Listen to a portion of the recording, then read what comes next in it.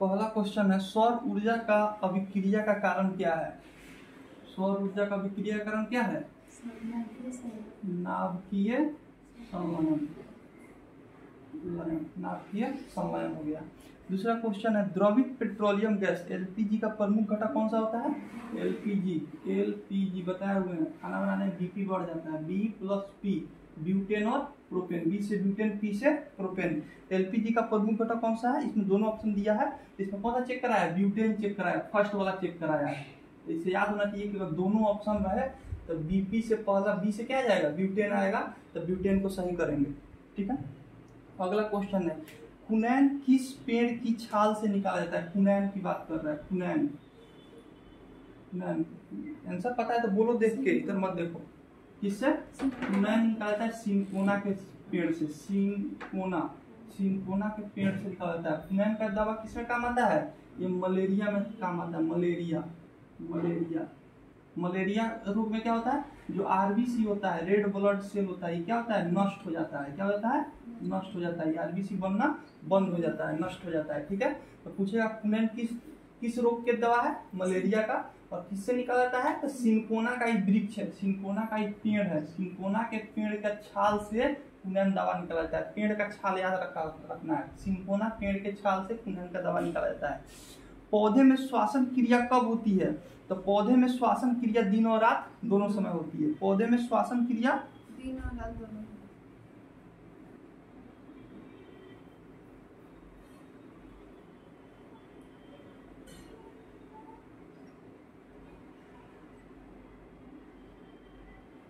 गलत दिया है क्या?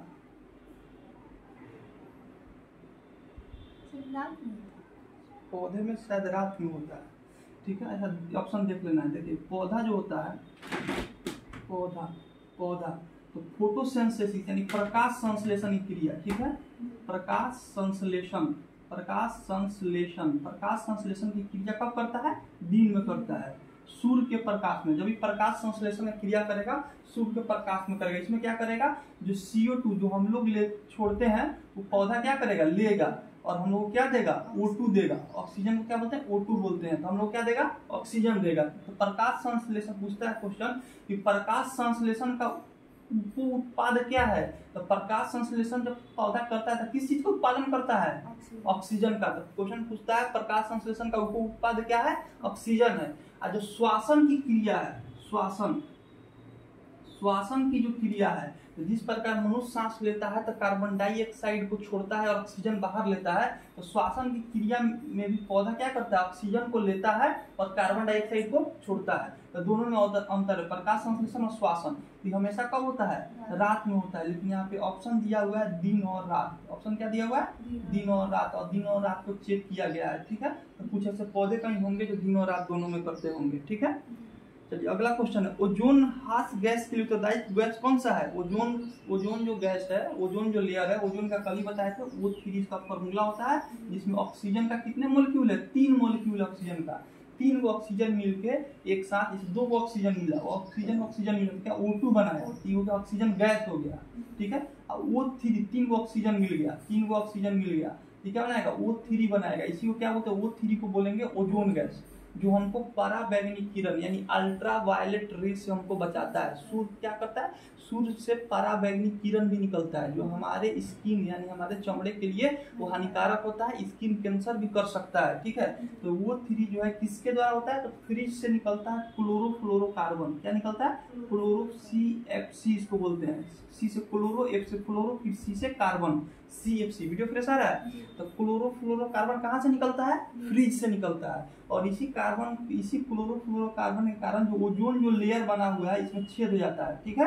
और छेद हो जाता है, तो अभी तक छेद कहाँ? अंटार्कटिका में ये छेद देखा गया है। अगला क्वेश्चन है, जूट के रेशे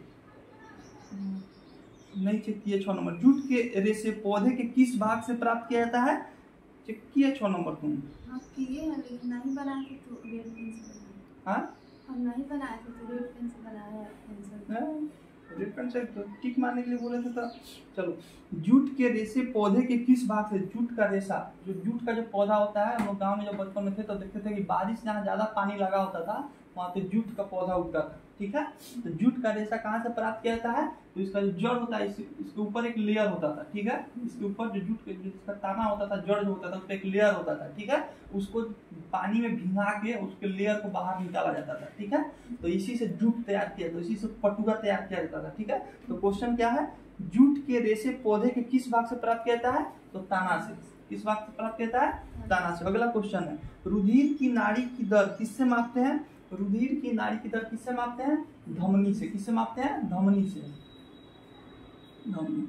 जब ब्लड चैप्टर जब पढ़ा रहे थे तो बताया थे, एक होता है सीरा, सीरा, एक होता है धमनी। तो सीरा स से शुद्ध होता है, लेकिन इसके जस्ट उल्टा हो जाएगा अशुद्ध रक्त।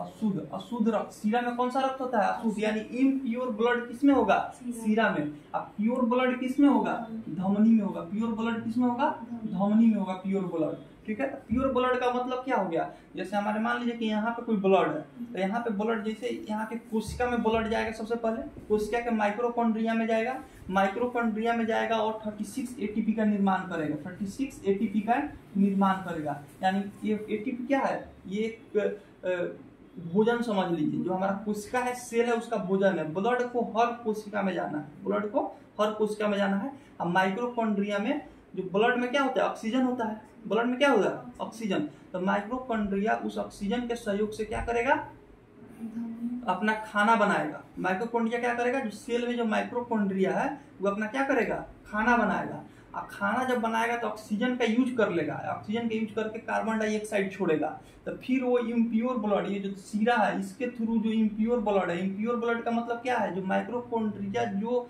कार्बन डाइऑक्साइड छोड़ा है, वो कार्बन डाइऑक्साइड ब्लड में घुल के फिर हमारे कहाँ आएगा, फेफड़ा में आएगा, ठीक है। तो फेफड़ा से जो ब्लड आ रहा है हमारे शरीर में, उसको बोलेंगे प्योर ब्लड। हम लोग सांस लिए, सांस में नाइट्रोजन लेते हैं हम, नाइट्रोजन, ऑक्सीजन और CO2। सांस में नाइट्रोजन लेंगे 78%, ऑक्सीजन लेंगे 21% और CO2 लेंगे 0.03 या 2, ठीक है। अब क्या करेंगे, इस सांस लेने के समय हम लोग ऑक्सीजन इतना लिए, छोड़ने के समय हम लोग 78% नाइट्रोजन को, फिर जब सांस बाहर छोड़ेंगे तो 78% नाइट्रोजन हम लोग बाहर छोड़ देंगे, लेकिन ऑक्सीजन कितना छोड़ेंगे, 17% छोड़ेंगे। और कार्बन डाइऑक्साइड कितना छोड़ेंगे, 4%, ठीक है। हम लोग 21% ऑक्सीजन लिए, लेकिन छोड़े कितना, 17%। कहा है कि 4% जो ऑक्सीजन था किसमें बदल गया, खाना बना, और खाना बन के कार्बन डाइऑक्साइड में माइक्रोकॉन्ड्रिया इसको बदल दिया, ठीक है। तो धमनी में हमेशा शुद्ध रक्त होता है। शुद्ध रक्त का मतलब होता है कि जो हम लोग ऑक्सीजन लिए हैं तो ब्लड के साथ क्या जा रहा है, ऑक्सीजन जा रहा है, तो उसको बोलेंगे शुद्ध रक्त। जब भी जो नाड़ी जो बीपी नापते हैं हम लोग, तो किससे मापते हैं, धमनी से मापते हैं, इसको याद रखना है। किससे मापते हैं, धमनी से मापते हैं, इसको याद रखना है। चलो अगला क्वेश्चन, सिरके का रासायनिक नाम क्या है, एसेटिक एसिड। एसेटिक एसिड का फॉर्मूला क्या होता है, सब बताया हुआ। एसेटिक एसिड का फॉर्मूला क्या होता है, सिरके में कौन सा एसिड होता है, एसेटिक एसिड होता है। एसिडिक एसिड का फॉर्मूला होता है CH3COOH। फॉर्मूला याद होना चाहिए, ठीक है।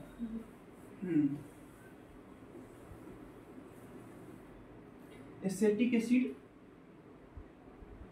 एसेटिक एसिड का फॉर्मूला CH3COOH होता है। एसेटिक एसिड का फॉर्मूला क्या होता है, CH3COOH। कोई पूछ लेगा कि सिरके में कौन सा एसिड होगा, ये लिखा हुआ रहेगा, समझ नहीं आएगा, ठीक है।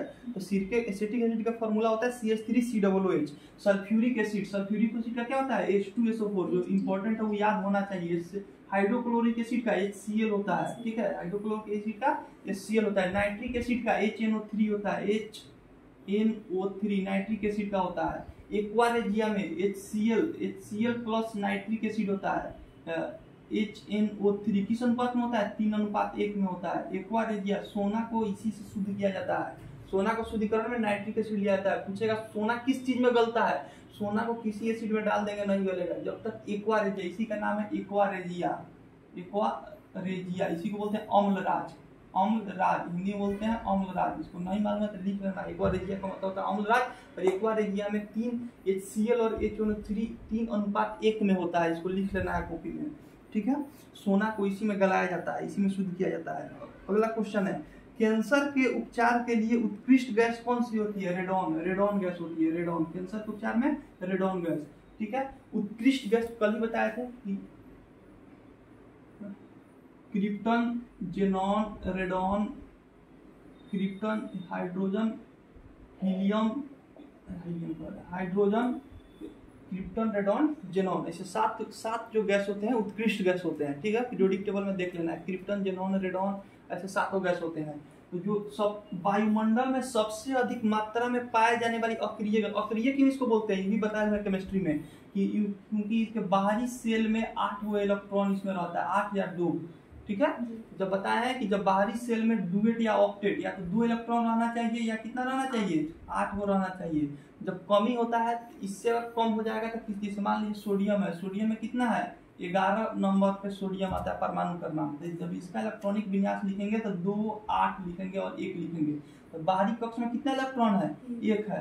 तो 1 इलेक्ट्रॉन है तो ये 1 इलेक्ट्रॉन किसी को क्या कर देगा, हमेशा कोई भी एलिमेंट चाहता है। तुम केमिस्ट्री का वीडियो देखिए तो लिखी का नहीं है रे, बार बार एक चीज को बताना पड़ रहा है हमको। कोई भी एलिमेंट चाहता है कि उसके बाहर में या तो 2 इलेक्ट्रॉन रहे नहीं तो 8 इलेक्ट्रॉन रहे। इसके पास कितना इलेक्ट्रॉन है, 1 इलेक्ट्रॉन है। ये किसी को दे देगा, ये किसी को दे देगा तो इस पर क्या आ जाएगा +1 चार्ज, दान देने वाला में +1 चार्ज हो जाता है। तो इसके जब ये किसी को दे देगा तो सोडियम +1 हो जाएगा, ठीक है।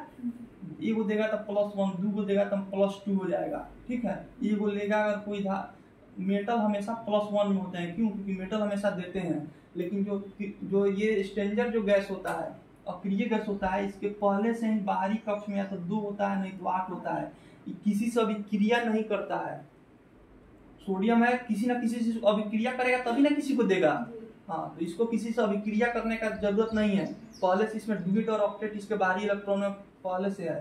तो इसीलिए इसको बोलते हैं अक्रिय गैस, किसी से अभिक्रिया नहीं करेगा, ठीक है। तो जो सबसे अधिक वायुमंडल में पूछेगा, सबसे अधिक वायुमंडल में कौन सा अक्रिय गैस पाया जाता है, तो रेडॉन पाया जाता है। वायुमंडल में सबसे अधिक अक्रिय गैस कौन सा पाया जाएगा, रेडॉन पाया जाएगा, रेडॉन। नहीं, रेडॉन नहीं पाया जाता है।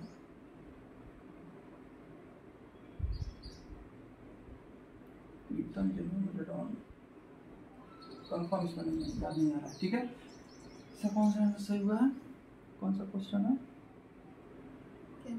कैंसर के उपचार में, ठीक है। रेडॉन गैस कहाँ मिलता है, रेडॉन जो गैस है अर्थक्वेक, जब भूकंप आता है, पूछता है जब भूकंप में कौन सा गैस निकलता है, तो भूकंप में यही रेडॉन गैस निकलता है। और इसका इलाज कैंसर के उपयोग में किया जाता है, ठीक है। इसका उपयोग इलाज कैंसर के उपयोग में किया जाता है। तो मैं ला तो केमिस्ट्री का कॉपी, पतला कॉपी होगा उधर।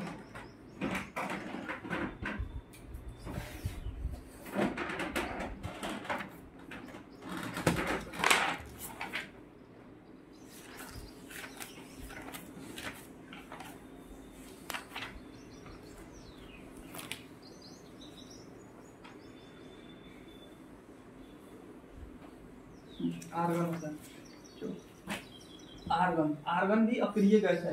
तो वायुमंडल में पूछेगा, वायुमंडल में सबसे अधिक कौन सा अक्रिय गैस पाया जाता है, आर्गन, इसको लिख लेना है, आर्गन। वायुमंडल में सबसे अधिक अक्रिय गैस कौन पाया जाएगा, आर्गन पाया जाएगा। तो रेडॉन कहाँ मिलता है, भूकंप जब होता है तो धरती से ये रेडॉन गैस निकलता है, ठीक है। इससे कैंसर का इलाज होता है, ठीक है। ये सब याद रखना है, ठीक है। अब पूछेगा पूरे ब्रह्मांड में सबसे अधिक कौन सा गैस पाया जाता है, तो हाइड्रोजन पाया जाता है। तभी तो सूर्य हाइड्रोजन हाइड्रोजन 2 को मिला के H+H मिलके हीलियम बनता है, ठीक है। पूरे ब्रह्मांड में सबसे अधिक कौन सा गैस पाया जाता है, हाइड्रोजन। और वायुमंडल में कौन सा सबसे अधिक गैस पाया जाता है, आर्गन। भूकंप में कौन सा गैस निकलता है, रेडॉन। इसका उपचार किसमें करते हैं, कैंसर के इलाज में। ये सब बताया हुआ क्वेश्चन है तुम्हारा, तो इसको चेक नहीं किए, बनाई नहीं है। रीडिंग दी है जो बोले थे, फास्ट रीडिंग देना है, सबको फास्ट रीडिंग देना है, कितना लिख पाए। इतनी बनाई है एकाउंट मैराथन का रीजनिंग, तो कब बनाएगी, 5 तारीख से एग्जाम है, कब बनाएगी तुम, सुधेगा।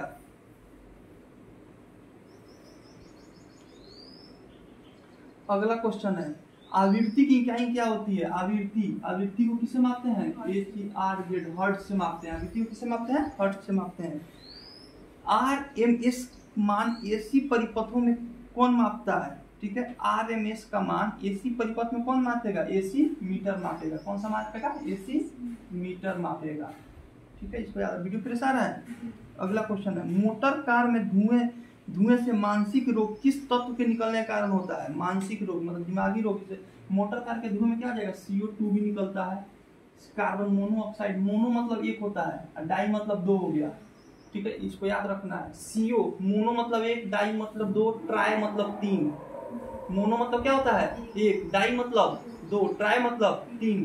तो कार्बन डाइऑक्साइड है, डाई मतलब क्या है? दो गो है, यहाँ पे दो लिखा हुआ है, तो कार्बन डाइऑक्साइड इसलिए इसको पढ़ते हैं। कार्बन मोनोऑक्साइड इसको पढ़ते हैं क्योंकि इसमें एक मॉलिक्यूल है, कार्बन मोनोऑक्साइड पढ़ते हैं, ठीक है। तो carbon dioxide, monoxide, sulphur SO2 हो जाता है, ठीक है, सल्फर डाइऑक्साइड, ये सब गैस यहाँ से निकलता है, ठीक है। कह रहा है कि मोटर कार के धुएं में मानसिक रोग किस तत्व के निकलने से होता है? शीशा, शीशा के निकलने से। पेट्रोल में शीशा मिलाया जाता है, पेट्रोल में क्या मिलाया जाता है? शीशा मिलाया जाता है। शीशा का क्या होता है? SN3 का होता है, PB होता है, कोलम्बम PB, ठीक है, PB। पेट्रोल में क्या मिलाया जाता है? शीशा मिलाया जाता है। तो मोटर वाहन से जो शीशा जो निकलता है उसी कारण कौन सा? मानसिक रोग यानी दिमाग का रोग होता है, इसको याद रखना है, ठीक है। वो स्थान जहाँ भूकंप की उत्पत्ति होती है उसे क्या कहते हैं? ठीक है, फोकस कहते हैं, इसको याद रखो, यह तो गलत नहीं किया होगा। वह स्थान अधिकेंद्र कहते हैं कि फोकस कहते हैं?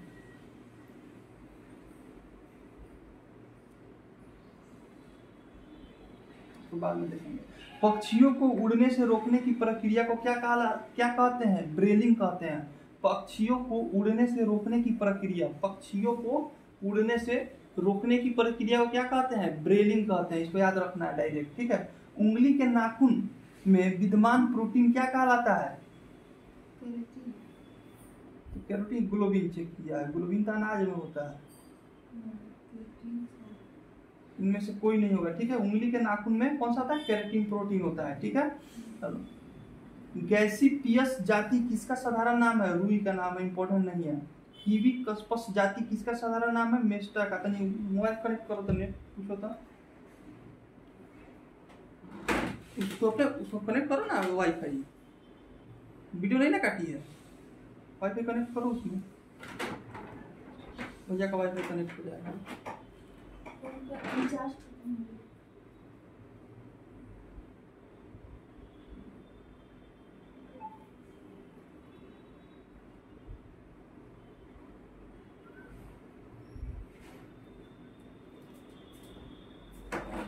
जो स्थान जहाँ भूकंप की उत्पत्ति होती है उसे क्या कहते हैं?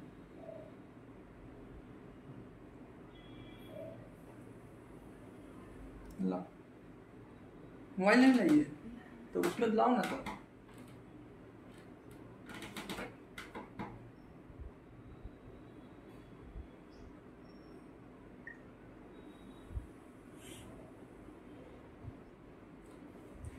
तो वह स्थान जहाँ भूकंप की उत्पत्ति होती है उसे क्या कहते हैं? अवकेंद्र, भूकंप की उत्पत्ति स्थान को अवकेंद्र कहते हैं, लेकिन अवकेंद्र अवसार नहीं है, फोकस भी कहा जाता है। अवकेंद्र या अवकेंद्र या फोकस करो, ठीक है, गलत नहीं चेक।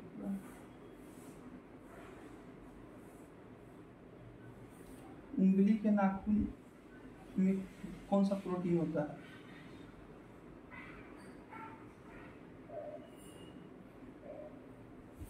कैरोटीन, ठीक है। वह स्थान जहाँ भूकंप की उत्पत्ति होती है उसे फोकस या अवकेंद्र कहते हैं। क्या कहते हैं? फोकस या अवकेंद्र, अवकेंद्र कहते हैं, ठीक है। तो वह स्थान, खिड़की बंद करो, वह स्थान जहाँ भूकंप की उत्पत्ति होती है उसे फोकस या अवकेंद्र कहते हैं, ठीक है। उंगली के नाखून में कौन सा प्रोटीन होता है? उंगली के नाखून में कैरोटीन प्रोटीन होता है। कौन सा होता है? कैरोटीन, कैरोटीन प्रोटीन होता है। उंगली के नाखून में कौन सा प्रोटीन होगा? Carotene protein. रेनिन किसमें होता है? रेनिन, रेनिन होता है दूध में। रेनिन प्रोटीन क्या होता है? दूध में होता है, ठीक है। रेनिन प्रोटीन क्या होता है? दूध में होता है, ठीक है। ग्लोबिन प्रोटीन अनाज में होता है। ग्लोबिन क्या होता है? अनाज में होता है। अगला क्वेश्चन है, ठीक है। तो जूट की उत्पत्ति कहाँ से हुई है, इंपॉर्टेंट नहीं है। आलू की उत्पत्ति किस देश से हुई है, दक्षिणी पेरू, इंपॉर्टेंट नहीं है। गन्ना की उत्पत्ति भी इंपॉर्टेंट नहीं है। चुकंदर ये भी इंपॉर्टेंट नहीं है।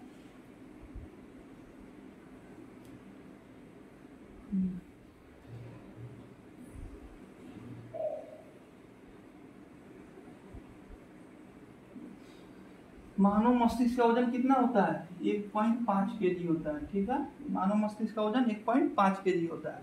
ठीक है, विटामिन डी की कमी से होने वाला रोग कौन सा है, क्वेश्चन है तुम्हारा 30 नंबर। विटामिन डी की कमी से होने वाला रोग रिकेट्स। विटामिन डी की कमी से होने वाला रोग कौन सा होता है, रिकेट्स होता है। रिकेट्स, रिकेट्स में पेट बाहर जाता है, हाथ पतला, हाथ पैर दुबला हो जाता है। ठीक है, तो विटामिन डी की कमी से होने वाला रोग रिकेट्स और मरमार्मस रोग होता है। ठीक है, मरमार्मस रोग में क्या होता है, मांसपेशी ढीला हो जाता है। ठीक है, तो विटामिन डी की कमी से होने वाला दो रोग हो गया, रिकेट्स और मरमार्मस। रिकेट्स में क्या होता है, रिकेट्स में क्या होता है कि हाथ पैर दुबला रहता है, पेट बाहर निकल जाता है। ठीक है, मरमार्मस में मांसपेशी ढीला हो जाता है। अगला क्वेश्चन है, तुलाकारी उपग्रह के परिक्रमा की अवधि कितनी होती है। जो उपग्रह हम लोग भेजते हैं, इस माने पृथ्वी का एक उपग्रह कौन सा है, जो प्राकृतिक उपग्रह चांद है। अब बाकी ह्यूमन मेड उपग्रह हम लोग भेजते हैं जो मौसम का पता लगाते रहता है। ठीक है, तो कह रहा है जो भेजते हैं तुलाकारी उपग्रह, उसकी अवधि काल कितनी होती है, तो पृथ्वी 24 घंटा में अपने अक्ष पर एक बार घूम जाती है। ठीक है, पृथ्वी 24 घंटा में अपने अक्ष पर एक बार घूमती है और 365 दिन में सूर्य का परिक्रमा लगाती है। तो 24 घंटा में एक बार पृथ्वी घूमती है, ये भी 24 घंटा में पृथ्वी को एक बार पूरा घूम जाता है। तो तुलाकारी उपग्रह का परिक्रमा की अवधि कितनी होती है, 24 घंटा, 24 आवर होती है। ठीक है, अगला क्वेश्चन है, विद्युत धारा को मापने वाले यंत्र को क्या कहते हैं, विद्युत धारा को मापने वाले यंत्र को अमीटर कहते हैं। ठीक है, अमीटर कहते हैं। विद्युत धारा को यंत्र को मापने, जिस यंत्र से विद्युत धारा को मापते हैं उसको क्या बोलते हैं, अमीटर बोलते हैं। क्या बोलते हैं, अमीटर बोलते हैं। अब जो विद्युत धारा नापने के बाद मिलेगा किस में नापते हैं, एम्पियर में नापते हैं। एम्पियर करंट को किसमें नापते हैं, अमीटर से मापते हैं। किसमें मापते हैं, एम्पियर में मापते हैं। जैसे पूछ दिया कि दूध को किसमें मापते हैं, तो लीटर में मापते हैं। मान लीजिए कि एक जग रखे हुए हैं दूध को मापने के लिए। ठीक है, तो किससे मापते हैं, जग से मापते हैं। किसमें मापते हैं, लीटर में मापते हैं। तो वैसी क्वेश्चन है। ठीक है, विद्युत धारा को मापते हैं किससे हैं, अमीटर से। किसमें मापते हैं, एम्पियर में मापते हैं। तुम मारिए इसमें कौन सा क्वेश्चन है, वोल्ट मीटर। वोल्ट मीटर कल ही बताए थे कि दो विद्युत परिपथ के बीच के करंट की बताएंगे कितना इसमें वोल्ट का करंट दौड़ रहा है। ठीक है, दो विद्युत परिपथ के बीच के करंट को मापने के लिए वोल्ट मीटर का प्रयोग। एक तार हो गया, ये क्या हो गया, तार हो गया। अब इसके और इसके बीच में कितना वोल्ट का करंट है ये हमको चेक करना है, तो यहाँ वोल्ट मीटर का यूज करेंगे। ठीक है, तो दोनों अलग अलग चीज है। अगला क्वेश्चन है पायरोमीटर। इसमें ऑप्शन है पायरोमीटर। पायरोमीटर क्या होता है, किसी दूर स्थित वस्तु का तापमान मापने के लिए पायरोमीटर का प्रयोग करते हैं। बैरोमीटर का प्रयोग किसमें करते हैं, वायु दाब को मापने के लिए बैरोमीटर। वायु के दाब को मापने के लिए किसका प्रयोग करते हैं, बैरोमीटर का प्रयोग करते हैं। नहीं याद है तो लिख लेना है, सब बताया हुआ क्वेश्चन है। इसे किसी वाहन के पास दर्पण में कौन सा दर्पण लगा रहता है, पीछे देखने के लिए उत्तल दर्पण। पीछे देखने के लिए कौन सा दर्पण, उत्तल दर्पण। पीछे देखने के लिए उत्तल दर्पण। और दांत और कान के जो डॉक्टर होते हैं वो किस दर्पण का प्रयोग करते हैं, अवतल दर्पण का प्रयोग करते हैं। ठीक है, अगला क्वेश्चन है प्लाज्मोडियम विश्वाएक्स किस रोग का कारण है। प्लाज्मोडियम किसका कारण है, मलेरिया का। किसका कारण है, मलेरिया का कारण है। प्लाज्मोडियम बैक्टीरिया किसका कारण है, मलेरिया का। मलेरिया के लिए कुनैन का दवा निकलता है जो सिंकोना वृक्ष के छाल से निकलता है। ठीक है, तो प्लाज्मोडियम विश्वाएक्स किस रोग का कारण है, मलेरिया का। आवर्त सारणी का आविष्कार किसने किया था, मेंडलीफ ने। आवर्त सारणी का आविष्कार किसने किया था, मेंडलीफ ने। जो मॉडर्न आवर्त सारणी है उसका आविष्कार किसने किया था, मेंडलीफ ने। ठीक है, चलिए अगला क्वेश्चन है वह परिक्रमा जिसके अंतर्गत ठोस पदार्थ को गर्म करने को द्रव में अच्छा सीधे गैसीय रूप, कोई भी ठोस पदार्थ है। ठीक है, ये भी बताया हुआ क्वेश्चन है, तुम नहीं बनाइए, केमिस्ट्री में शुरू में ही बताया हुआ क्वेश्चन है ये सब।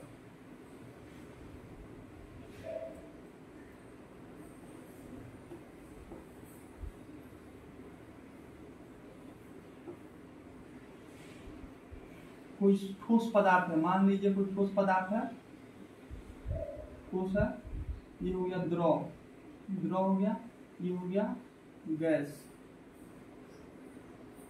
हो गया। ठीक है, तो ठोस को गर्म करते हैं तो किसमें बदलेगा? द्रव में। जैसे लोहा है, लोहा को गर्म कर देंगे तो किसमें बदलेगा? द्रव में। और इसको जब गर्म कर देंगे तो भाप बन के गैस के रूप में उड़ जाएगा। लेकिन कुछ ऐसे भी पदार्थ होते हैं जिसको गर्म करने पे सीधा वो गैस में बदल जाते हैं।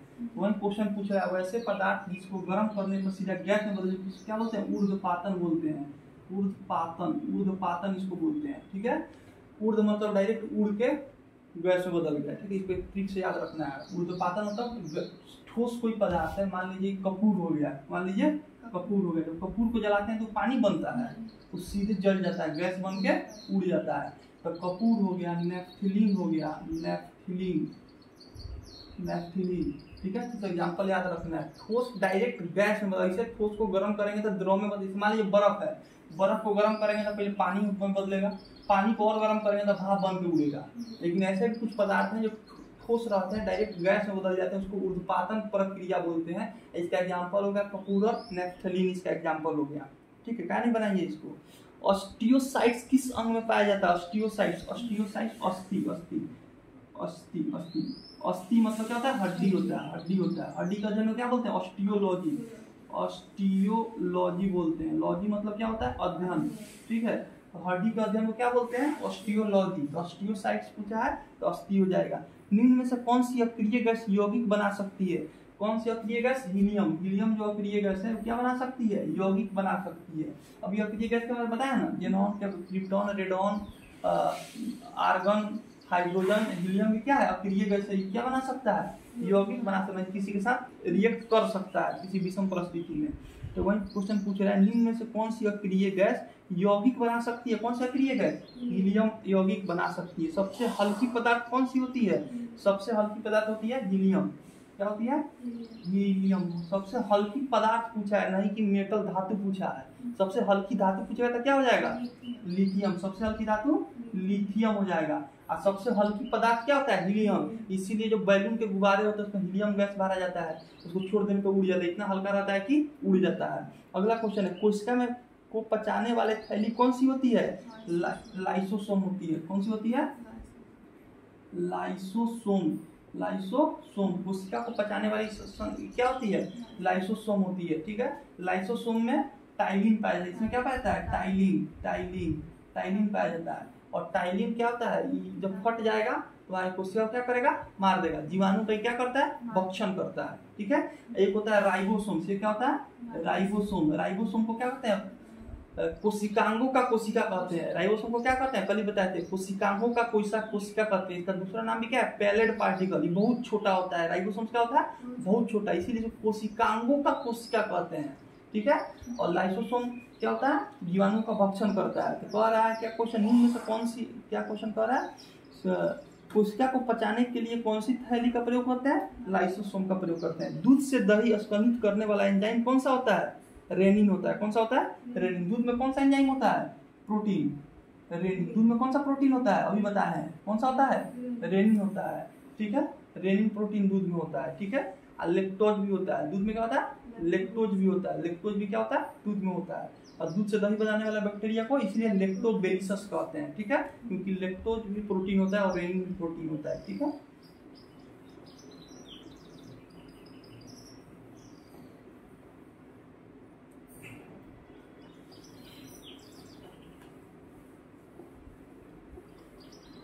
अगला क्वेश्चन है, पायराइट अयस्क को जलाने से कौन सी गैस निकलती है? Sulphur dioxide. इंपॉर्टेंट नहीं है। मूल कण बेसोन किस नाम पर रखा गया? सत्येंद्र नाथ बोस। बेसोन,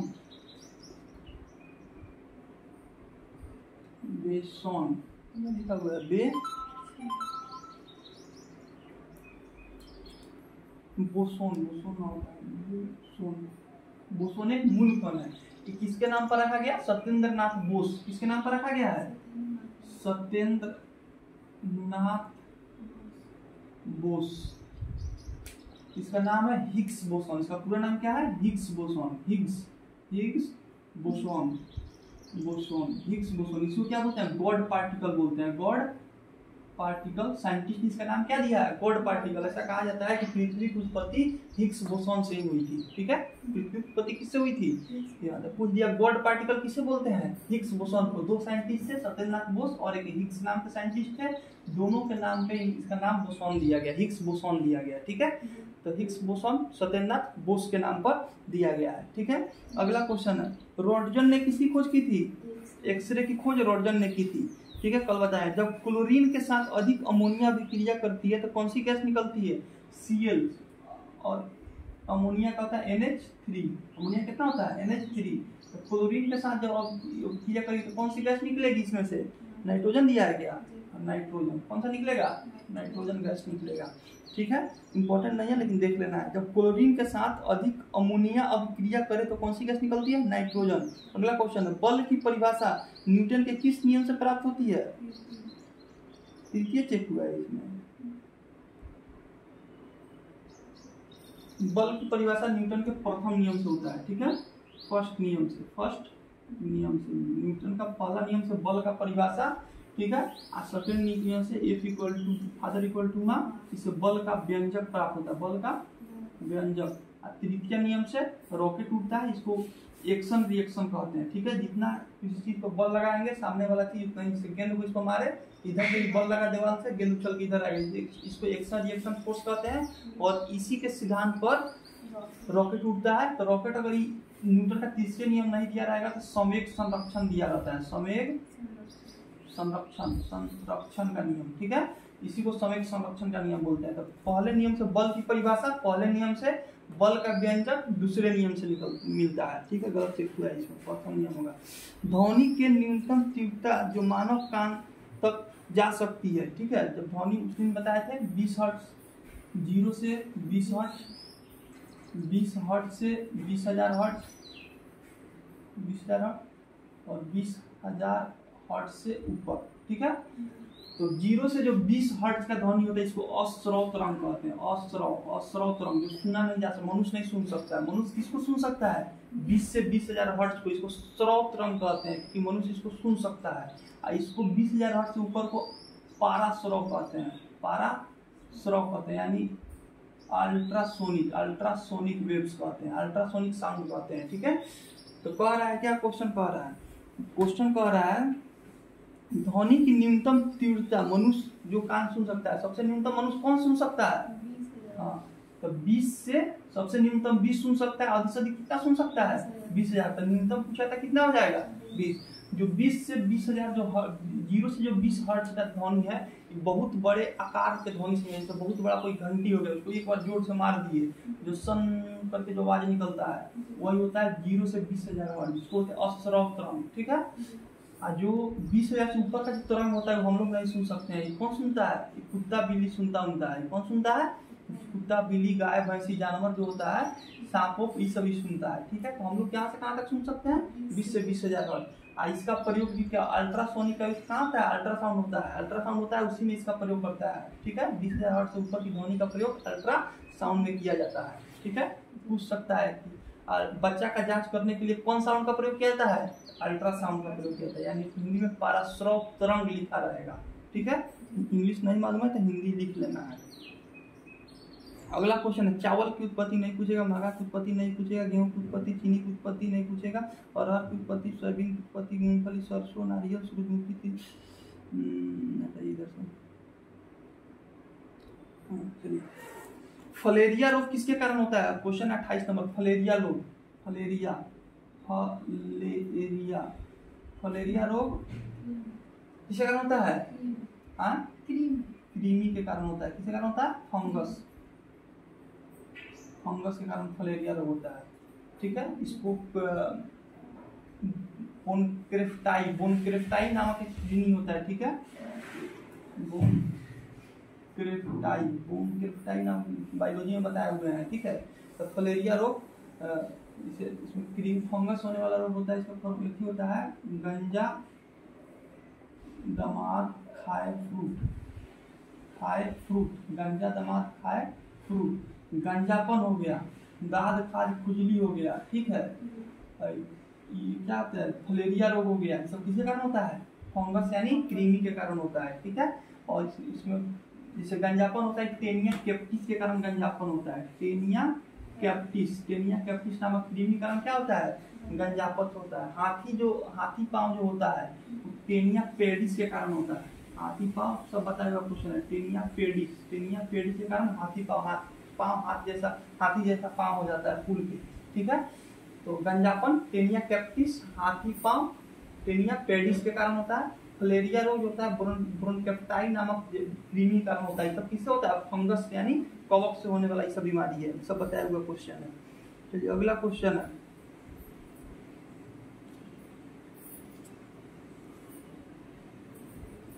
रासायनिक अभिक्रिया की दर किस पर निर्भर नहीं करती है? तो रासायनिक अभिक्रिया की दर किस पर निर्भर नहीं करती है? दाब पर निर्भर नहीं करती है। द्रव्यमान कम होगा तो रासायनिक क्रिया क्या होता है? जल्दी होगा। एक बार में कम खाना खाए तो जल्दी पचेगा कम पचेगा। तो रासायनिक प्रक्रिया इसी को तो बोलते हैं, खाना पच रहा है, रासायनिक प्रक्रिया है वो। ठीक है, तो इस पर द्रव्यमान पर निर्भर करेगा। और खाना मान लीजिए कोई ईंट खा रहा है या कोई काजू खा रहा है तो कौन पचेगा जल्दी? काजू पचेगा। तो घनत्व पर भी निर्भर कर रहा है, जिसका घनत्व कम है वो जल्दी पच जा रहा है। ताप पर भी निर्भर कर रहा है। ठीक है, ताप पर भी खाना क्या होता है? निर्भर करता है। ठीक है, तो ठंडी के दिन में खाना जल्दी पचता है, गर्मी के दिन में खाना पचने में देर लगता है। ताप पर भी निर्भर कर रहा है, लेकिन दाब पे खाना का पचना, रासायनिक क्रिया का पचना दाब पे निर्भर नहीं करता है। अगला क्वेश्चन, अंतर्राष्ट्रीय चावल अनुसंधान संस्थान कहाँ है? राष्ट्रीय पूछे तो क्या हो जाएगा? कटक। राष्ट्रीय चावल अनुसंधान पूछे, राष्ट्रीय चावल अनुसंधान पूछे तो कहाँ हो जाएगा? कटक। कहाँ हो जाएगा? कटक। अंतरराष्ट्रीय पूछे, अंतरराष्ट्रीय वाला पूछे मतलब वर्ल्ड वाला पूछे तो कहाँ हो जाएगा? मनीला हो जाएगा। कहाँ हो जाएगा? वीडियो प्रेशर है मनीला। तो राष्ट्रीय चावल अनुसंधान पूछे तो कहाँ हो जाएगा? कटक। अंतरराष्ट्रीय चावल अनुसंधान पूछे तो कहाँ हो जाएगा? मनीला किसकी राजधानी है? फिलीपींस की राजधानी है। किसकी है? ये भी बताया हुआ क्वेश्चन है। फिलीपींस की राजधानी कौन सी है? मनीला है। अगला क्वेश्चन है, एलपीजी का मुख्य घटक कौन सा होता है? ब्यूटेन प्लस प्रोपेन होता है। एलपीजी का मुख्य घटक कौन सा होता है? ब्यूटेन और प्रोपेन होता है। इसके पहले क्वेश्चन, विटामिन ए का रासायनिक नाम क्या है? कैल्सिफेरॉल है। ए का हाँ रेटिनॉल है। विटामिन डी का कैल्सिफेरॉल है। विटामिन डी कैल्शियम यार कैसा नहीं रहता है जी? विटामिन डी से क्या मिलता है? सूर्य से क्या मिलता है? हड्डी मजबूत होता है। हड्डी में क्या होता है? कैल्शियम होता है। तो विटामिन डी का रासायनिक नाम कैल्सिफेरॉल।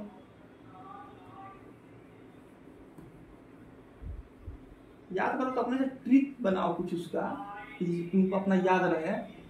विटामिन डी से सूर्य से विटामिन डी मिलता है। विटामिन डी विटामिन डी से क्या मिलता है? सूर्य से विटामिन डी मिलता है। किसको मजबूत करता है? हड्डी को मजबूत करता है। हड्डी में क्या पाया जाता है? कैल्शियम पाया जाता है। तो कैल्शियम से कैल्सिफेरॉल इसका नाम पड़ा है विटामिन डी का। तो विटामिन ए का रासायनिक नाम रेटिनॉल हो गया। पैंथेरा टाइग्रिस किसका रासायनिक वैज्ञानिक नाम है? बाघ का। टाइगर का रासायनिक वैज्ञानिक नाम क्या है? Panthera Tigris. ठीक है, पैंथेरा टाइग्रिस किसका वैज्ञानिक नाम है? मैग्नीफेरा इंडिकस किसका वैज्ञानिक नाम है? आम का वैज्ञानिक नाम क्या है? Mangifera indicus. ठीक है, मैग्नीफेरा इंडिकस। बाघ का पैंथेरा क्या है? बाघ का पैंथेरा टाइग्रिस है। टाइगर से टाइग्रिस हुआ है। ठीक है, इसका वैज्ञानिक नाम है। रक्त के स्पंदन हेतु कौन सी विटामिन आवश्यक होती है? विटामिन की आवश्यक होती है। अगला क्वेश्चन है, पहली बार परमाणु बम किस देश पर गिराया गया था?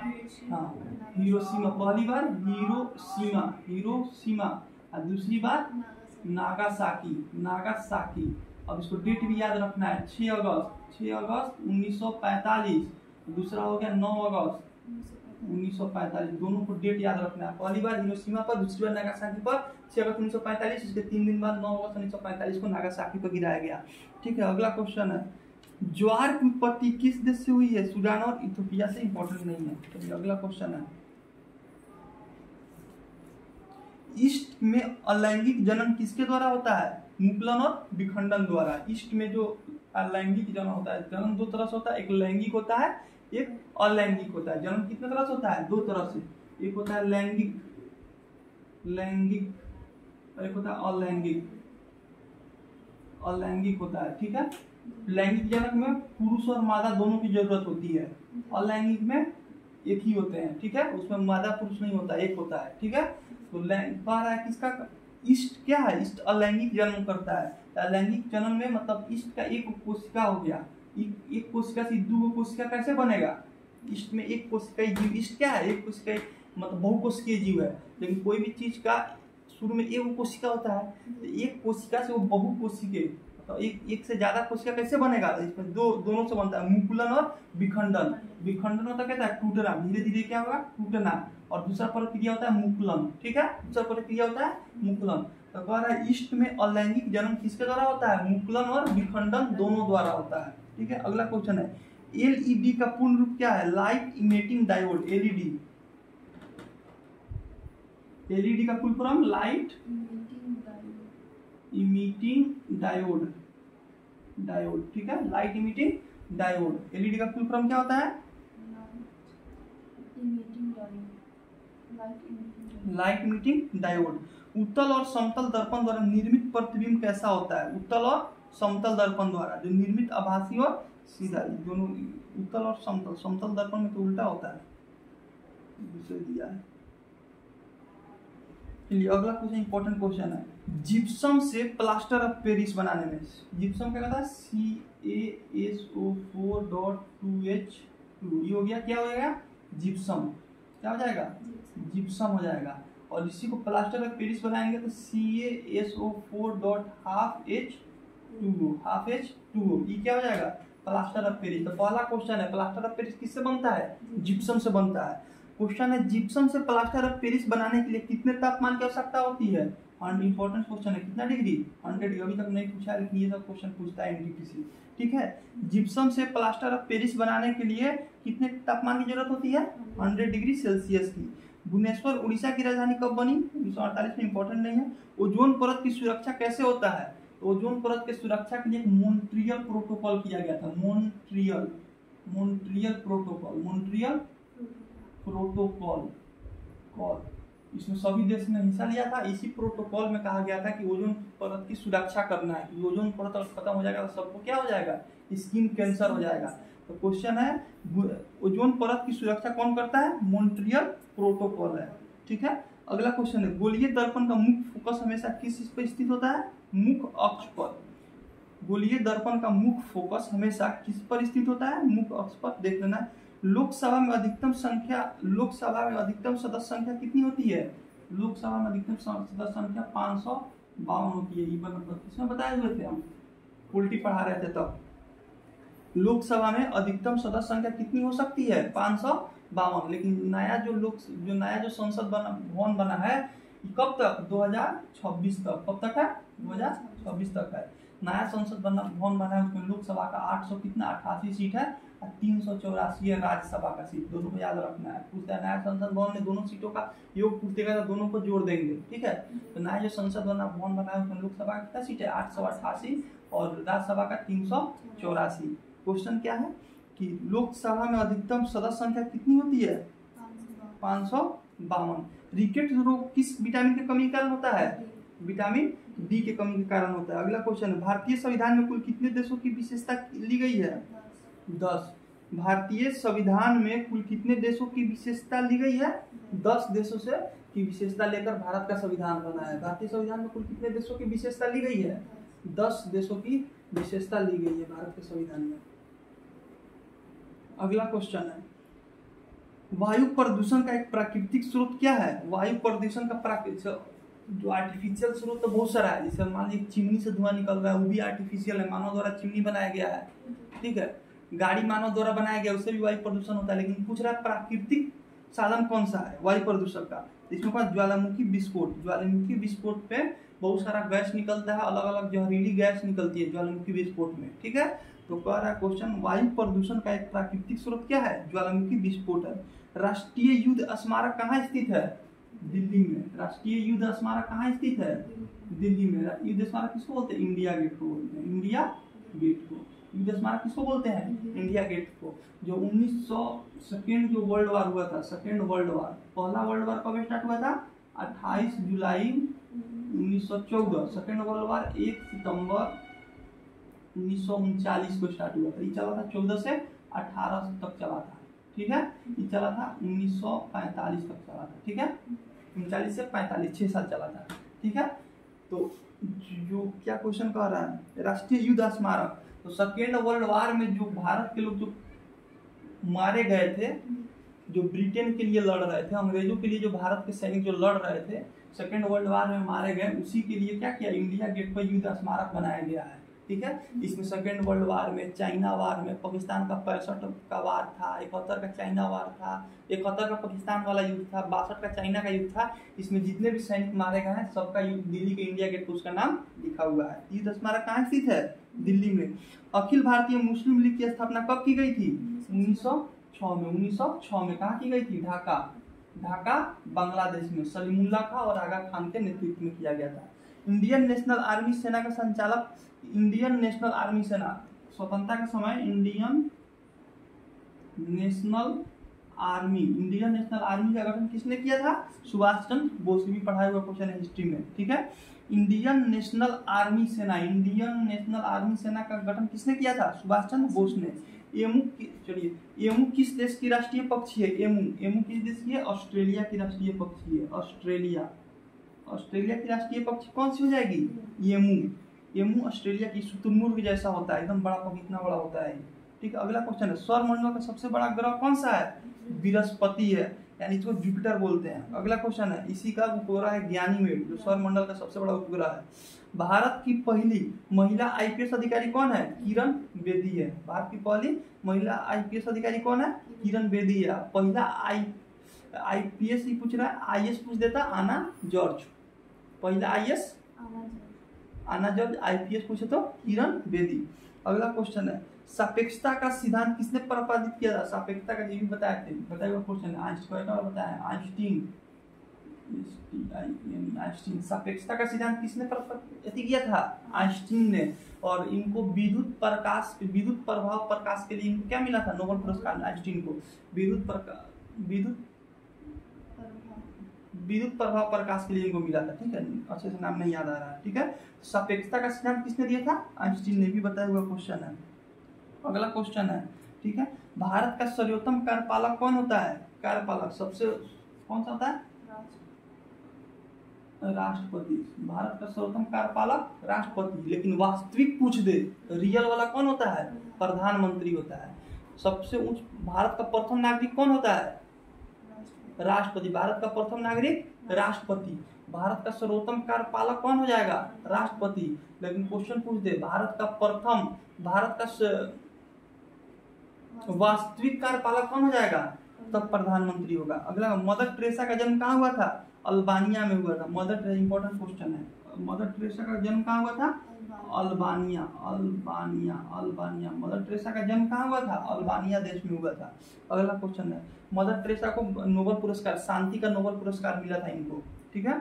अगला क्वेश्चन है, पोंगल त्योहार के दौरान लोग किसकी पूजा करते हैं, पोंगल त्योहार के ओणम कहाँ मनाया जाता है, ओणम केरल में।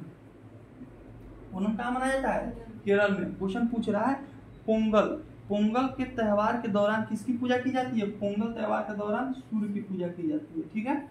पोंगल त्योहार के दौरान किसकी पूजा की जाती है, सूर्य की पूजा की जाती है। पोंगल देखो तो पोंगल कहाँ मनाया जाता है, याद नहीं आ रहा है, देखो तो ना, गुजरात में नहीं, तमिलनाडु या उड़ीसा होना चाहिए, देखो तो, या कर्नाटक।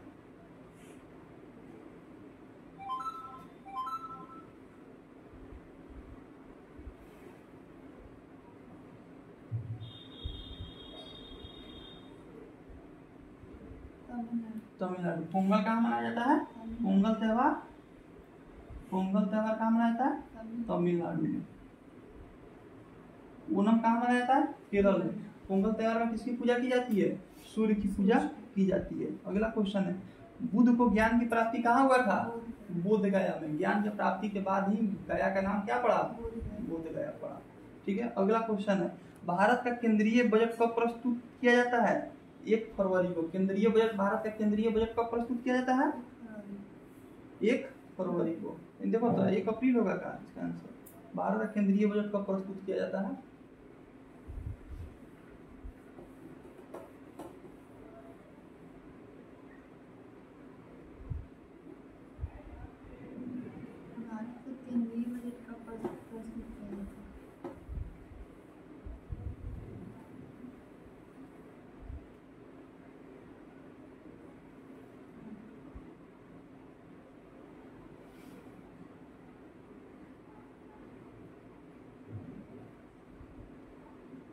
नहीं खुला।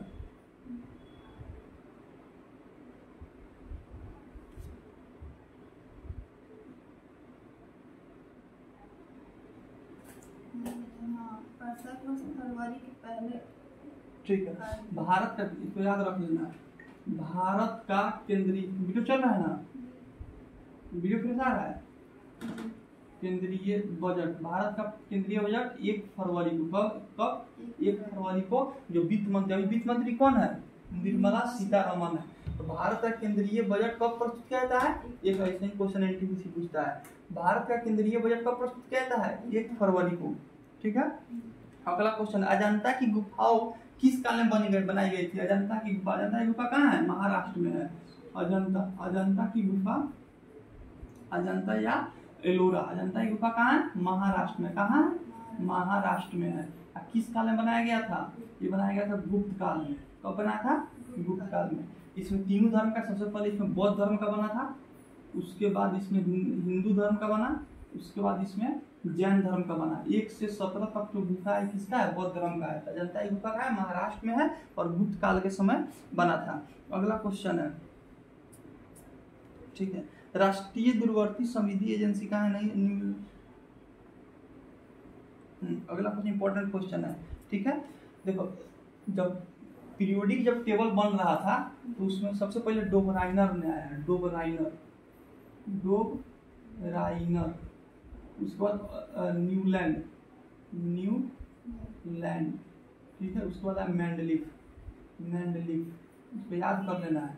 तो डोबराइनर था, त्रिक का नियम दिया था। कौन सा नियम, त्रिक, मतलब 3 गो एलिमेंट को एक साथ रख रहा था। ठीक है, 3 गो एलिमेंट को एक साथ रखा था। पूछता है त्रिक का नियम किसने दिया था, डोबराइनर ने। न्यूलैंड ने अष्टक का नियम दिया था, अष्टक मतलब 8 गो एलिमेंट को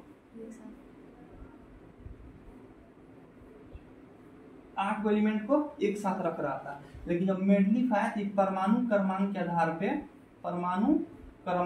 पे ही रखे। ठीक है, तो क्या क्वेश्चन क्या पूछ रहा है कि न्यूलैंड के अष्टक के नियम में निम्न तत्वों में से कौन सा अंतिम तत्व था। तो न्यूलैंड का अष्टक का जो नियम था ये थोरियम पर जाके खत्म हो जा रहा था। Thorium, thorium. ठीक है, क्वेश्चन पूछ, बहुत इंपॉर्टेंट क्वेश्चन है।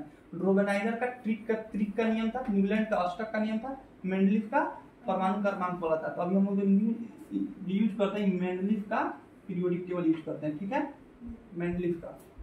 ठीक है, तो पूछ रहा है न्यूलैंड का जो अष्टक का जो नियम जो दिया था इसमें अंतिम तत्व कौन सा था, थोरियम था। अंतिम तत्व कौन सा था, थोरियम था। अंतिम तत्व थोरियम था। अगला क्वेश्चन है, उपनिषद पुस्तक किस पर आधारित है। उपनिषद पुस्तक जो है किस पर, दर्शन पर आधारित है। उपनिषद पुस्तक किस पर आधारित है, दर्शन पर आधारित है। उपनिषद किससे, जब पूछेगा वेदांत की संख्या कितनी होती है, वेदांत की संख्या ये बताया हुआ क्वेश्चन है, 6 होती है। वेदांत की संख्या 6 होती है।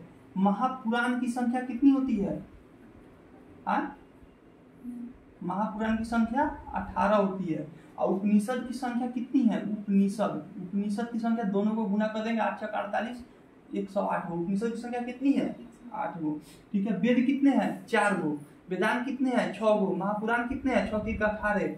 आई दोनों को गुना कर देंगे तो उपनिषद आ जाएगा। तो क्वेश्चन क्या पूछ रहा है, उपनिषद पुस्तक किस पर आधारित है, दर्शन पर आधारित है। ठीक है, अगला क्वेश्चन है, नवरोज त्योहार किससे जुड़ा है, पारसी समुदाय का त्योहार है। पारसी किसने तैयार, पारसी त्योहार का पारसी समुदाय का त्योहार कौन सा है, नवरोज है। किसने शुरू किया था, बलबन। नवरोज त्योहार किसने शुरू किया था, बलबन ने शुरू किया था। अगला क्वेश्चन है, मजदूर दिवस कब मनाया जाता है, 1 मई को मजदूर दिवस मनाया जाता है। अगला क्वेश्चन है, महेंद्रगिरी चोटी कहाँ स्थित है। महेंद्रगिरी चोटी जो है उड़ीसा में स्थित है। उड़ीसा में कौन सा चोटी स्थित है, महेंद्रगिरी चोटी उड़ीसा में स्थित है। नीलगिरी पर्वत कहाँ है, अरावली पर्वत कहाँ है, अरावली राजस्थान में है। ठीक है, तो कह रहा है महेंद्रगिरी चोटी कहाँ स्थित है, उड़ीसा में। हवाना किस देश की राजधानी है, क्यूबा की राजधानी क्या है, हवाना। इंपॉर्टेंट क्वेश्चन है, इसे पूछता है। हवाना, क्यूबा की राजधानी कहाँ है, हवाना। क्यूबा की राजधानी कहाँ है, हवाना। क्यूबा की राजधानी हवाना। अगला क्वेश्चन, चंद्रमा में भारत का पहला मिशन कौन था, चंद्रयान फर्स्ट था। चंद्रमा में भारत का पहला मिशन कौन सा था, चंद्रयान फर्स्ट था। अगला क्वेश्चन है, ठीक है। यक्षमान किस राज्य की प्रसिद्ध नृत्य है? यक्षगान बोला जाता है इसे, यक्षमान लिखा हुआ है। तो यक्षगान कर्नाटक की प्रसिद्ध नृत्य है, डांस है यक्षगान। यक्षगान कहाँ का प्रसिद्ध डांस है? कर्नाटक। कर्नाटक की राजधानी कहाँ है? बेंगलुरु। कर्नाटक की राजधानी बेंगलुरु। तो यक्षगान कहाँ का प्रसिद्ध नृत्य है? कर्नाटक का। यक्षगान कहाँ का है? कर्नाटक का। मानव शरीर में सबसे कठोर पदार्थ कौन सा होता है? इनामेल होता है। दंत लिपि गलत, इनामेल हुआ है दंत वल्क होता है इनामेल। दांत के ऊपर वाला जो परत होता है वो इसी को इनामेल बोलते हैं। सिपाही विद्रोह कब हुआ था? 1857 में। 1857 बैरकपुर की छावनी से हुआ था। कहाँ? मेरठ की छावनी से हुआ था सिपाही विद्रोह। ठीक है। सिपाही विद्रोह कब हुआ था? 10 मई। सिपाही विद्रोह की बात करें तो इसका 1856 ईस्वी में जो ब्राउन बैस जो बंदूक था, ब्राउन बैस बंदूक के जगह पर इनफील्ड राइफल लाया गया। इनफील्ड राइफल लाया गया जिसमें गाय और सुअर की चर्बी थी, इसे मुंह से खोल के कारतूस को लगाना था। ठीक है। तो मंगल पांडे का पूछता है, मंगल पांडे का संबंध 34वां BNI से था, Bengal infantry, Bengal native infantry से था। और ये कौन सी छावनी से थे? बैरकपुर छावनी से थे। बैरकपुर छावनी से थे। इसने 2 अंग्रेजों को गोली मार के हत्या कर दिए, जनरल बाग और गुडसन की गोली मार के हत्या कर देते हैं। उसके बाद दिन आता है 10 मई का। 10 मई 1857 का दिन आता है। मेरठ के छावनी थी, 20वां NI था, 20वां नेटिव इन्फेंट्री था। इसने 1857 की क्रांति की शुरुआत की। 20वां नेटिव इन्फेंट्री, इसको भी यहाँ के लाओ। 20वां नेटिव इन्फेंट्री 1857 की क्रांति की शुरुआत की। क्वेश्चन क्या पूछा हुआ है? क्वेश्चन पूछा है सिपाही विद्रोह कब हुआ? 1857 में हुआ। ठीक है। अगला क्वेश्चन है, तेनालीराम किस प्रसिद्ध राजा के दरबारी थे? तेनालीराम, ये भी बताया हुआ क्वेश्चन है तेनालीराम वाला।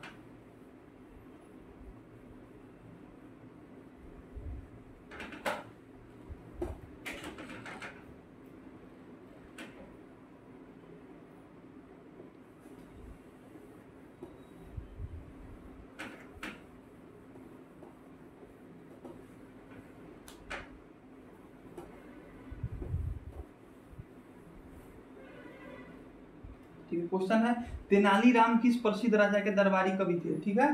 तो संगम वंश की जब स्थापना की बात करते हैं तो हरिहर और बुक्का ने किया था। हरिहर और बुक्का ने किया था। बुक्का कब किया था? 1336 ईस्वी में। किसके समय किया था? MBT मोहम्मद बिन तुगलक के समय किया था हरिहर और बुक्का ने। ठीक है।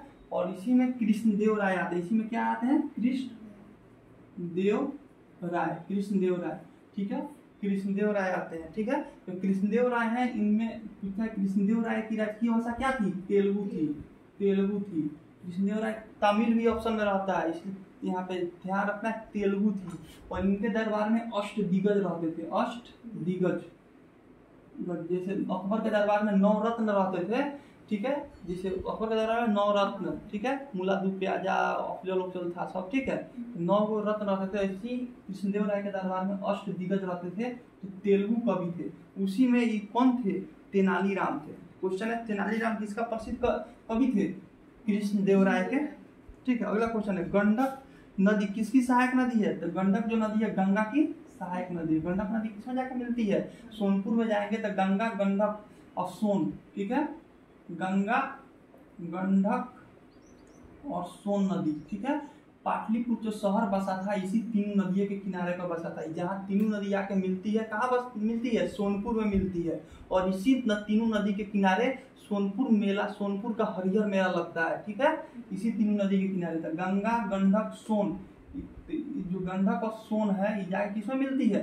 गंगा में मिलती है। तो गंडक और सोन नदी किसकी सहायक नदी है? गंगा की सहायक नदी है। अगला क्वेश्चन है, IPS का अर्थ क्या होता है? Internet service, ISP, internet service provider. ISP का क्या होता है? इंटरनेट सर्विस प्रोवाइडर होता है। ठीक है। अगला क्वेश्चन है, सोडियम हाइड्रोक्साइड का उपयोग किस लिए किया जाता है?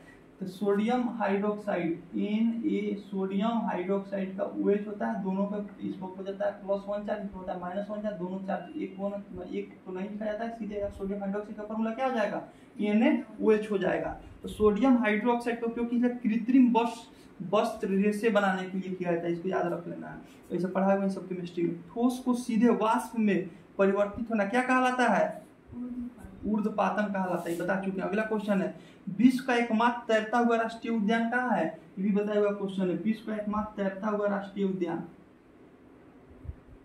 तैरता हुआ वीडियो प्रेस आ रहा है, राष्ट्रीय उद्यान पूरे वर्ल्ड में एक ही उद्यान है जो तैर रहा है, कौन सा, काबुल लामजाओ। कौन सा उद्यान है, काबुल लामजाओ राष्ट्रीय उद्यान कहाँ है, मणिपुर में। कहाँ है, मणिपुर में है।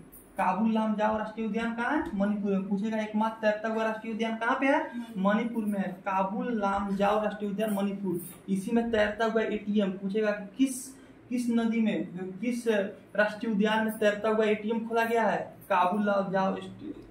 ये काबुल लामजाओ राष्ट्रीय क्या है,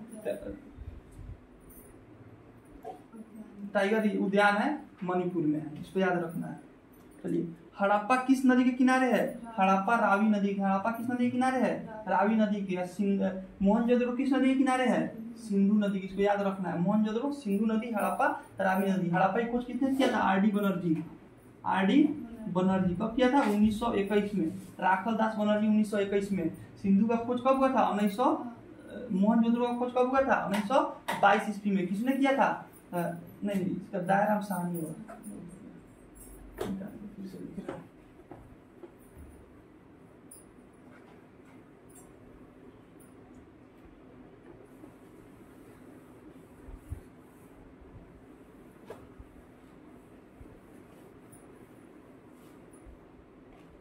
क्वेश्चन क्या है, हड़प्पा किस नदी के किनारे है, ठीक है, वो हड़प्पा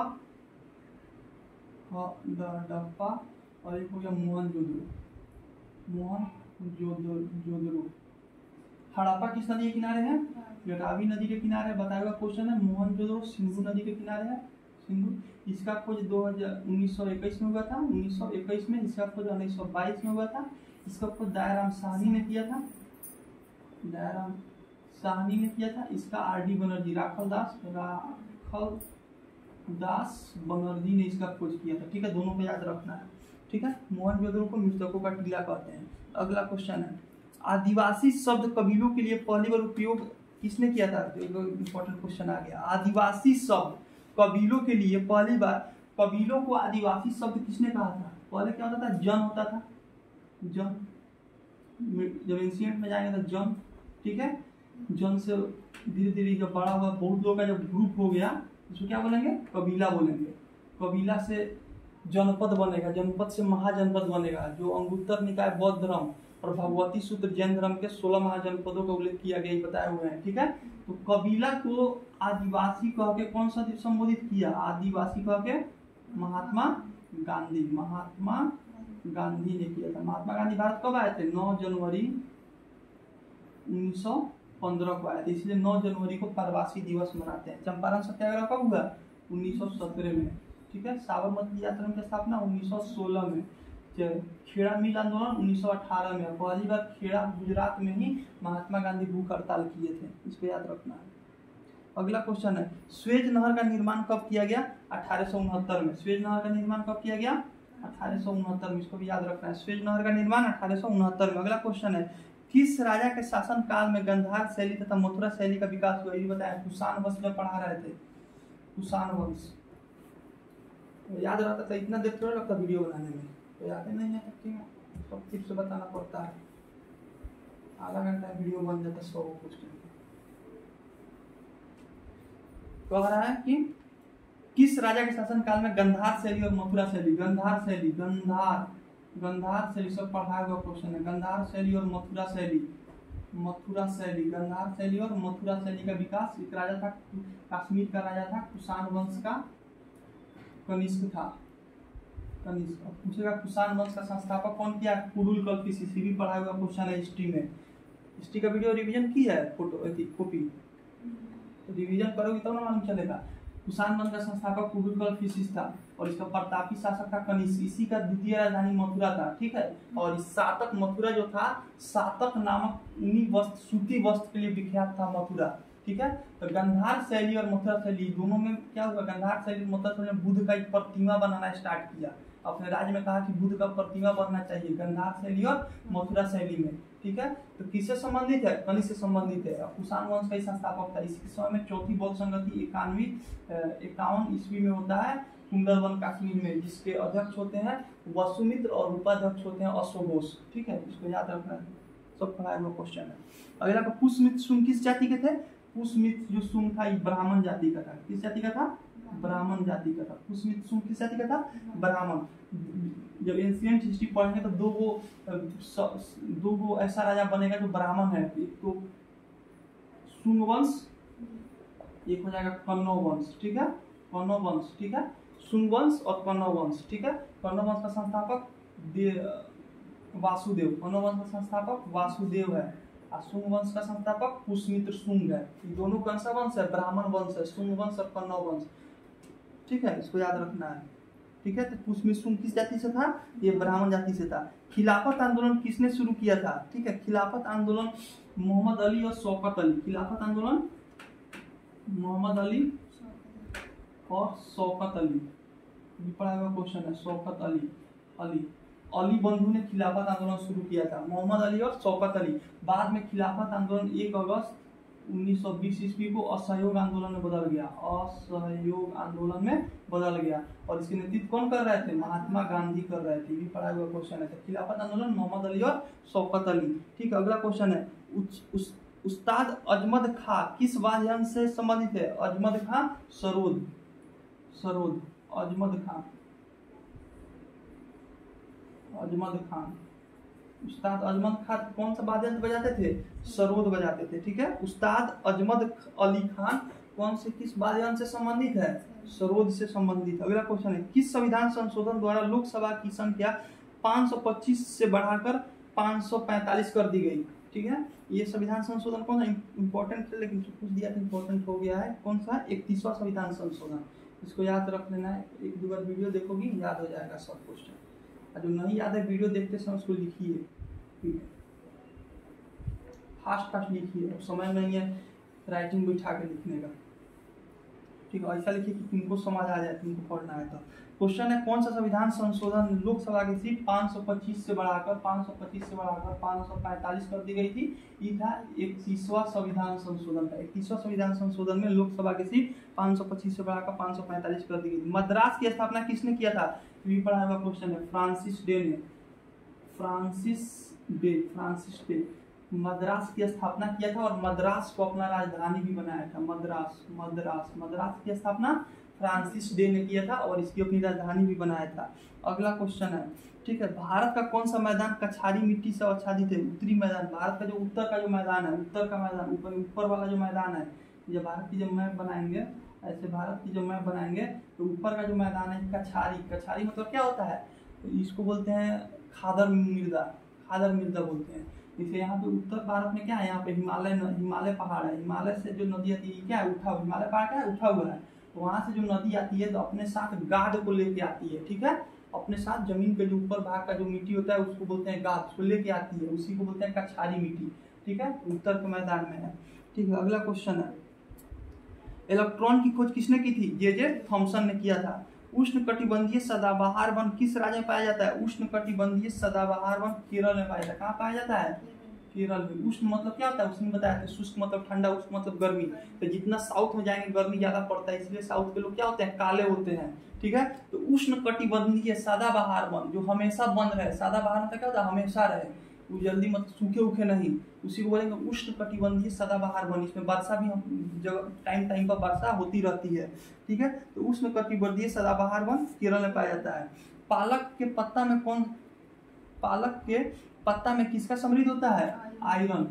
आयरन को एफी से लिखते हैं। पालक के पत्ता में क्या होता है? आयरन होता है। सविनय अवज्ञा आंदोलन के दौरान भारत का गवर्नर जनरल कौन था?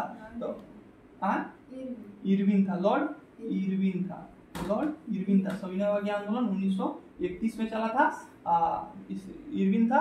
और इसी समय 4 4 मार्च 1931, कहीं कहीं 5 मार्च भी लिखा हुआ है। 5 मार्च 1931 ईस्वी को गांधी इरविन समझौता होता है, जिसमें गांधी जी 11 सूत्रीय मांग रखते हैं कि स्कूल के सामने शराब की दुकान नहीं होनी चाहिए, लाइसेंस हटा देना चाहिए, बंदूक रखने की सबको आज़ादी मिलनी चाहिए, 11 को मांग रहता है। तो गांधी इरविन समझौता कब हुआ था? 1931 में। 4 मार्च या 5 मार्च ऑप्शन में रहता है, लुसेंट 5 मार्च देता है, कोई कोई किताब 4 मार्च लिखा हुआ है, ठीक है। तो गांधी इरविन समझौता 1931 में, और सविनय आंदोलन कब हुआ था? 1931 में। और उस समय जो गवर्नर जनरल था कौन था? इरविन था। अगला क्वेश्चन है, महात्मा गांधी ने जालियांवाला बाग हत्याकांड के विरोध में किस पद को लौटा दिया? केसरे हिंद को लौटा दिया। महात्मा गांधी ने केसरे हिंद को लौटा दिया। गोमतेश्वर की मृत्यु कहाँ है? गोमतेश्वर की मृत्यु कहाँ है? कर्नाटक के श्रवणबेलगोला में। कर्नाटक के श्रवणबेलगोला में है, श्रवणबेलगोला में है। इसी को गोमतेश्वर की मूर्ति, कौन सा मूर्ति है? गोमतेश्वर। किस धर्म से संबंधित है? जैन धर्म से। भी पढ़ा हुआ क्वेश्चन है, जैन धर्म से संबंधित है। और इसी को बाहुबली की मूर्ति कहा गया। इसी को क्या कहा गया है? बाहुबली की मूर्ति, ठीक है। जो बाहुबली जो फिल्म आया था, इसी जो एंशिएंट जो हिस्ट्री उस पर आधारित था, ठीक है। तो कर्नाटक के श्रवणबेलगोला में गोमतेश्वर की मूर्ति है, ठीक है। और यहीं पे जो जैन धर्म के जो अनुयायी होते हैं, तो सलेखना विधि द्वारा अपने प्राण को त्याग करते थे। यहीं कर्नाटक के श्रवणबेलगोला में जाकर सलेखना विधि क्या होता है? अन्न और पानी त्याग कर और मृत्यु को इंतजार करना और मर जाना, ठीक है। तो कर्नाटक गोमतेश्वर की मूर्ति कहाँ? कर्नाटक के श्रवणबेलगोला में, जो जैन धर्म से संबंधित है। गोमतेश्वर की मूर्ति को ही बाहुबली का मूर्ति कहा जाता है। अगला क्वेश्चन है, स्टील अथॉरिटी ऑफ इंडिया निगम कब स्थापना हुआ? 1973 में। स्टील अथॉरिटी ऑफ इंडिया निगम का स्थापना कब हुआ? 1973 में। अगला क्वेश्चन है, भारत में कितनी बार वित्तीय आपातकाल लगाया गया है? एक भी बार नहीं। भारत में राष्ट्रीय आपातकाल कितना बार लगा है? 3 बार। वित्तीय आपातकाल एक बार भी नहीं लगा है, ठीक है। भारत में आम वर्षा की घटना किस ऋतु में होती है? आम्र वर्षा। ऐसा वर्षा जिसमें आम क्या होता है? पकता है। आम वर्षा की घटना कब होती है? ग्रीष्म ऋतु में होती है, गर्मी के दिन में होती है। अगला क्वेश्चन है, हर्यक वंश की राजधानी कहाँ थी? हर्यक वंश की गिरिवर्ध थी। हर्यक वंश की राजधानी कहाँ थी? गिरिवर्ध थी। गिरिवर्ध, इसका नया नाम क्या है?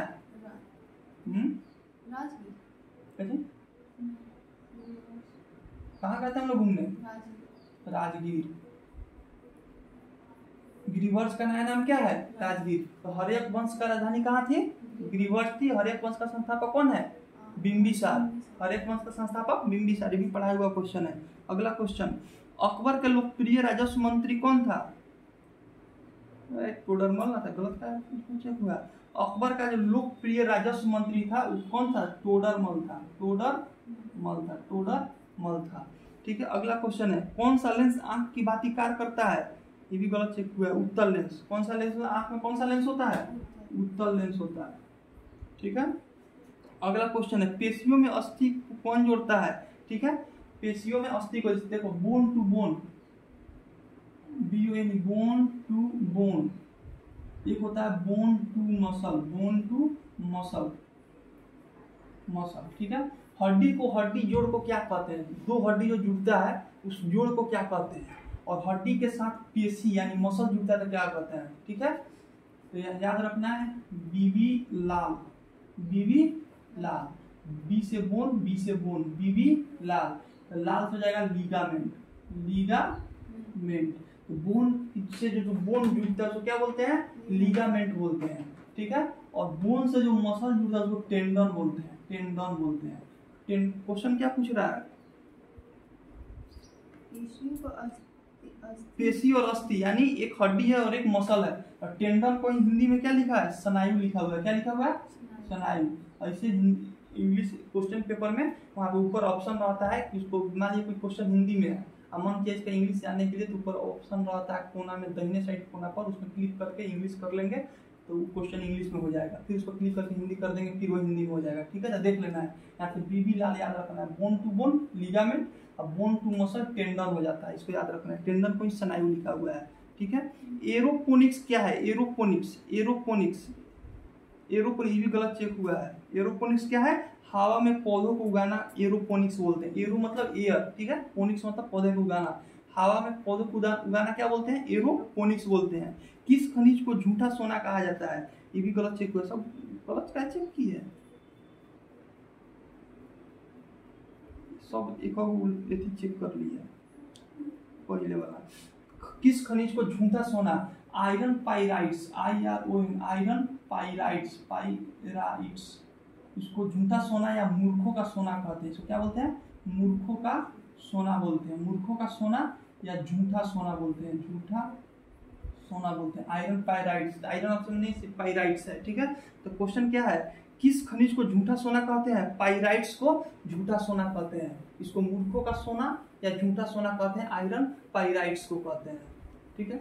अगला क्वेश्चन है, हरिजन सेवक संघ की स्थापना किसने किया था? ये भी गलत है, ये होगा MK गांधी, ठीक है, महात्मा गांधी। हरिजन सेवक संघ की स्थापना किसने किया था? देखो तो उसमें लिखा हुआ है 27 का बी दिया हुआ है आंसर, बगल में साइड पे देखो।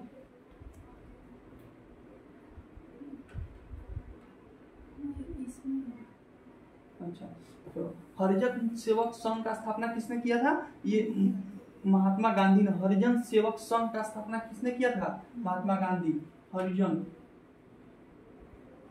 सेवक संघ का स्थापना महात्मा गांधी, MK गांधी ने किया था। हरिजन नामक पत्रिका भी महात्मा गांधी ने ही निकाला था, ठीक है। अगला क्वेश्चन है, सभी पंचायत संस्थाओं में पदों का कितना भाग महिलाओं के लिए आरक्षित है? तो 1/5, 50% जो पद है महिला के लिए 50% की पता है। 50% हटाएंगे तो नीचे में 100 देंगे, काट देंगे तो 1/2 हो जाएगा। तो ऑप्शन में 1/2 लिखा हुआ है, ठीक है। तो सभी पंचायत संस्थाओं में पदों को कितना भाग महिलाओं के लिए आरक्षित है?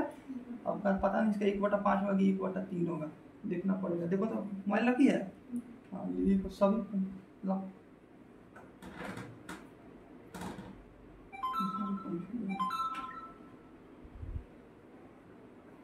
सभी पंचायत संस्थाओं में पदों का कितना भाग महिलाओं के लिए आरक्षित है? ठीक है, 1/2 50% होगा, ठीक है। अगला क्वेश्चन 50% होगा, ठीक। अगला क्वेश्चन, भारतीय संग्रहालय अधिनियम इंपॉर्टेंट नहीं है। हाजी अली दरगाह किस शहर में स्थित है? हाजी अली का जो दरगाह है जयपुर में स्थित है, जयपुर। हाजी अली का दरगाह कहाँ है? जयपुर में है। उत्तर पश्चिमी रेलवे मंडल का मुख्यालय कहाँ है? उत्तर पश्चिमी, उत्तर, ऐसे जब मैप बनाएंगे भारत का, ये हो जाएगा उत्तर, ये हो जाएगा पश्चिमी। तो यहाँ पे कौन सा? गुजरात और राजस्थान है, ठीक है। तो यहाँ पे कौन सा क्वेश्चन है? हाँ, तो गुजरात और राजस्थान है, तो गुजरात ऑप्शन नहीं, तो राजस्थान का जयपुर हो जाएगा, ठीक है। उत्तर पश्चिम रेलवे का मंडल इंपॉर्टेंट उतना नहीं है, लेकिन देख लेना। यूनाइटेड किंगडम की मुद्रा क्या है? पाउंड। यूरो भी दिया है क्या? नहीं, ठीक है। यूनाइटेड किंगडम यानी यूके मतलब इंग्लैंड, इंग्लैंड की मुद्रा क्या है? पाउंड है, पाउंड। इंग्लैंड की मुद्रा क्या है? पाउंड है। भारत की मुद्रा क्या है? रुपया है। निम्नलिखित में से कौन सा राजवंश अपनी नौसैनिक शक्ति के लिए प्रसिद्ध था? नौसैनिक शक्ति के लिए कौन सा? मौर्य वंश, ठीक है, मौर्य वंश। क्यों? नौसैनिक मतलब क्या था? जल वाला शक्ति। नौसैनिक मतलब जल वाला शक्ति। जो मौर्य वंश का जो राजधानी था कहाँ था? पाटलिपुत्र था। पाटलिपुत्र में 3 नदी, गंगा, तुम्हारा सोन नदी और गंडक नदी का स्थल था। तो यहाँ पे जब तीनों नदी था तो यहाँ पे नौसेना अच्छा होगा, ठीक है। नौसेना हमेशा क्या, पानी में जो लड़ता है उसको क्या बोलते हैं? नौसेना बोलते हैं, ठीक है। जमीन पर लड़ेगा उसको थल सेना बोलेंगे, जो वायु में लड़ेगा उसको वायु सेना बोलेंगे, ठीक है। तो निम्नलिखित में से कौन सा राजवंश अपने नौसैनिक शक्ति के लिए प्रसिद्ध था? मौर्य वंश। चाय के उत्तेजक पदार्थ के क्या माप, चाय में उत्तेजक पदार्थ में क्या पाया जाता है? क्या होता है? कैफीन पाया जाता है। क्या पाया जाता है? कैफीन। चाय में क्या पाया जाता है? कैफीन। और यही कैफीन शरीर को ताजगी देता है, ठीक है। तो चाय में उत्तेजक पदार्थ क्या पाया जाता है? कैफीन। निकोटीन किसमें पाया जाता है? निकोटीन पाया जाता है, जो खैनी वैनी हो गया उसमें क्या पाया जाता है? निकोटीन पाया जाता है, ठीक है। अगला क्वेश्चन है, भारत के लिए संविधान रचना हेतु विचार सर्वप्रथम स्वराज पार्टी ने कब प्रस्तुत किया था? तो सबसे पहले स्वराज पार्टी ने 1924 ईस्वी में भारत के लिए संविधान सभा का गठन का विचार रखा था, ठीक है। अगला क्वेश्चन 37 नंबर, उस मानव कोशिका का क्या नाम है जो अपना आकार बदलती है? अपना आकार बदलती है, श्वेत रक्त कोशिका है, ठीक है। देख लेना इसके आंसर, हमको भी नहीं याद है। बंगाल का पहला गवर्नर जनरल कौन था? बंगाल का पहला गवर्नर जनरल जो था वारेन हेस्टिंग था। पहला गवर्नर जनरल कौन था? वारेन हेस्टिंग था। ये भी गलत चेक हुआ है। बंगाल का पहला गवर्नर पूछे तो रॉबर्ट क्लाइव। बंगाल का प्रथम सिर्फ गवर्नर पूछे तो रॉबर्ट क्लाइव। बंगाल का प्रथम गवर्नर जनरल पूछ दे तो वारेन हेस्टिंग हो जाएगा, बताया हुआ क्वेश्चन। अगला क्वेश्चन है, अतीत में खर्च की गई लागत जिसे भविष्य में वसूल नहीं किया जा सकता है उसे क्या कहलाता है? विफल लागत। ठीक है। अगला क्वेश्चन, रक्तचाप को मापने वाला उपकरण क्या है? स्फेग्नो मैनोमीटर है। चलो वीडियो बंद कर दो।